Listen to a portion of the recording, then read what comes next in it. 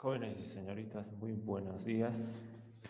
El día de hoy vamos a hablar acerca de la Guerra del Pacífico. La Guerra del Pacífico es uno de los hechos más importantes, más trágicos tal vez de nuestra historia nacional en la época republicana. Tuvo una duración de aproximadamente 4 años, desde 1879 hasta 1883. Esta guerra se produjo entre Perú, Bolivia y Chile, ¿ya? Bien, así como en líneas generales, podemos decir que algunos antecedentes a esta guerra fue justamente el tratado secreto entre Bolivia y Perú, un tratado defensivo, a lo cual también debía sumarse Argentina, pero Argentina tenía algunos problemas con Chile y no quiso, y también con Bolivia. Se había apropiado algunos territorios, ¿ya? Por eso que Argentina decidió no participar de este tratado. Eh, Hubo una secuencia también entre la guerra del guano o la época del guano, luego empieza la época del salitre o la era del salitre, y justo en esa era del salitre, Bolivia también tenía este recurso, pero no lo explotaba. Hacía que Chile explotara sus territorios, ¿no?, de salitre a cambio de un impuesto. Los bolivianos suben el impuesto a los chilenos, pero los chilenos no quieren pagar. En respuesta, los bolivianos expropian todas esas empresas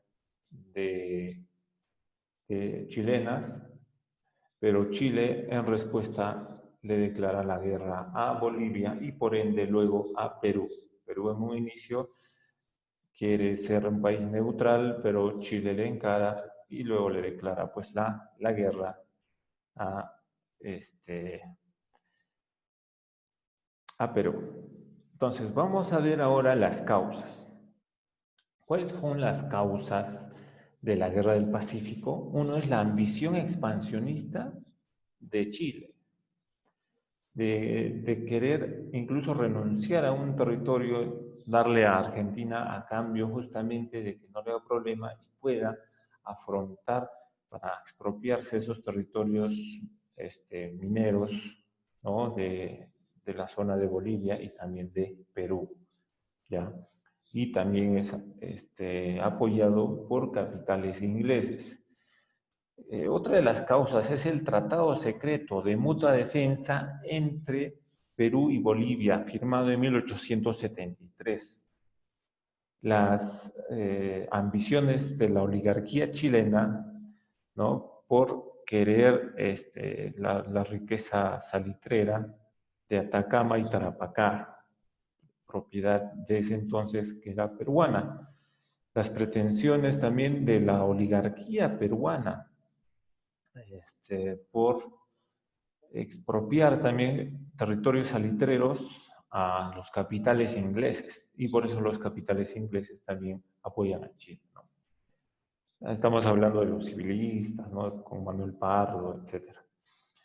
El imperialismo inglés, ¿no?, que armó a Chile para obtener la riqueza del salitre, ¿no? Entonces, finalmente este país imperialista inglés es el que manejó, pues, de una manera tal vez indirecta o directa a través de aprovisionamiento de estos territorios, ¿no?, durante la guerra. Bueno, esta guerra tiene dos etapas, ¿ya? Una etapa marítima y una etapa terrestre.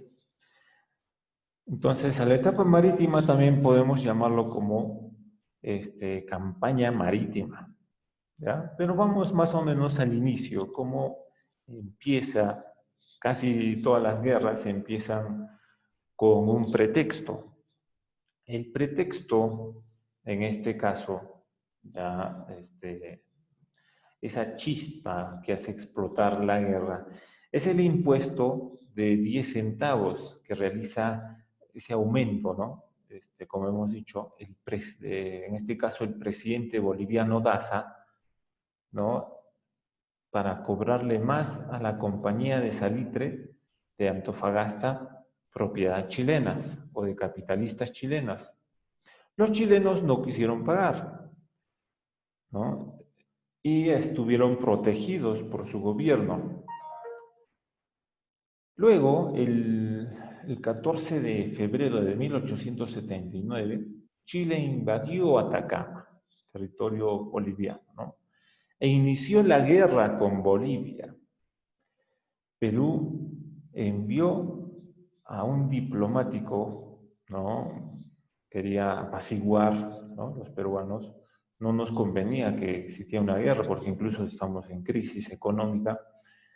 Envió a Antonio de la Valle, ya, para evitar la guerra. Pero en este caso Chile increpó a Perú, ¿no? Y le dijo, ¿qué me dices tú si tienen también un tratado defensivo, ¿no? Con Bolivia. Es así que el 5 de abril de 1879 Chile le declara la guerra también al Perú, ya, por este tratado secreto. Y es así que empieza la Guerra del Pacífico. Vamos entonces ahora a la campaña marítima. En este tiempo, eh, el que dominaba por el mar, ¿no? Un tiempo atrás incluso era el Perú, ¿no? Porque había obtenido sus primeros barcos a vapor, ¿no? Con Ramón Castilla, etcétera, ¿no? Pero poco a poco Chile, con el capital inglés, fue comprando, ¿no? Y preparándose para esta guerra que había sido bien planificado por los chilenos, por esas ambiciones, ¿no? De sus capitalistas.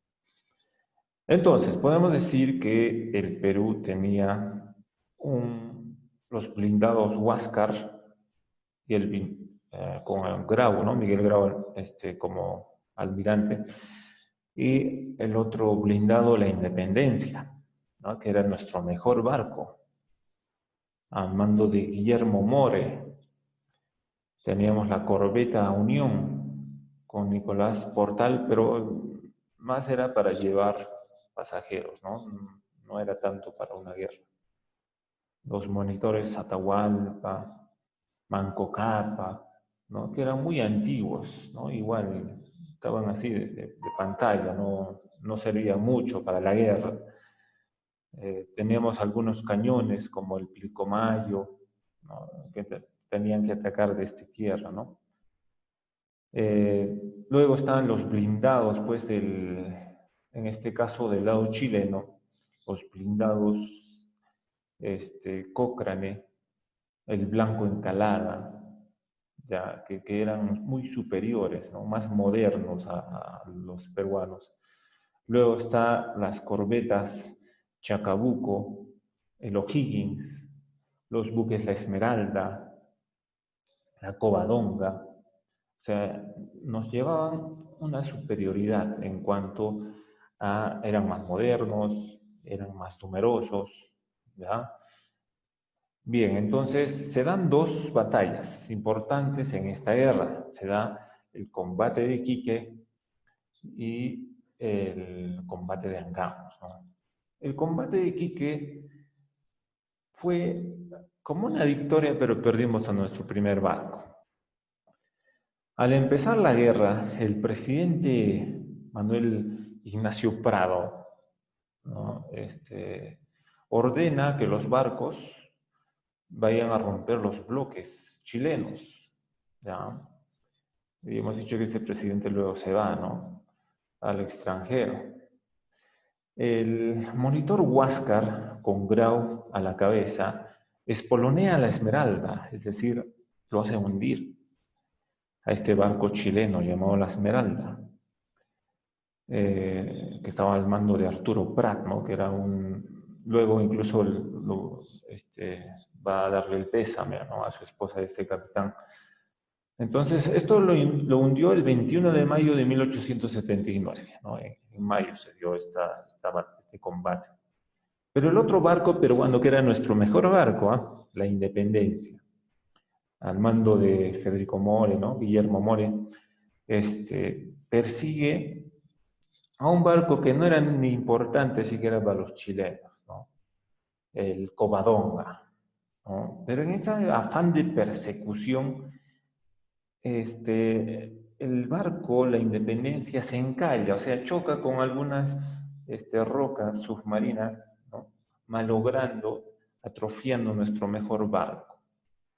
Es así que el Covadonga regresa y empieza a disparar a la Independencia. Se salva Federico More, luego More es llevado a la justicia militar peruana, le quitan sus cargos y luego participa también en la batalla de Arica, ¿no?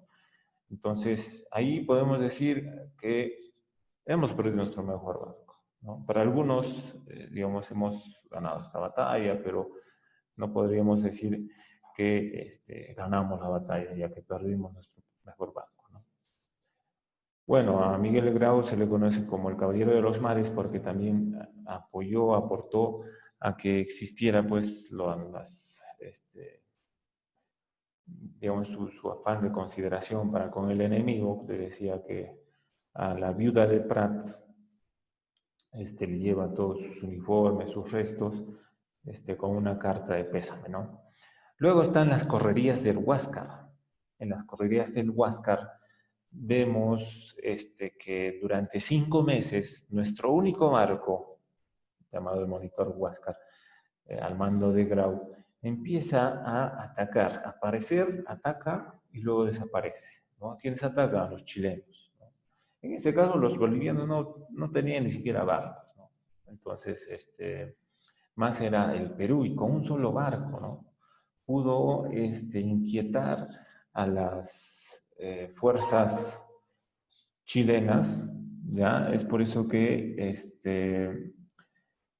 los chilenos los estaban buscando, ¿no? Era como una especie de fantasma, ¿ya? Entonces hizo una serie de bombardeos y finalmente las cosas no podían durar más, ya los chilenos justamente empiezan a encontrarlo y justamente se da el combate de Angamos. Se produjo el 8 de octubre de 1879. ¿Ya? ¿Por qué Angamos? Porque justamente se da en Punta de Angamos, ¿ya? En una de las correrías del Huáscar. Los barcos chilenos encierran pues al Huáscar, evitan que huya, ¿ya? Es por eso que Grau cumple su misión. En este caso tuvo que enfrentarse, ¿no?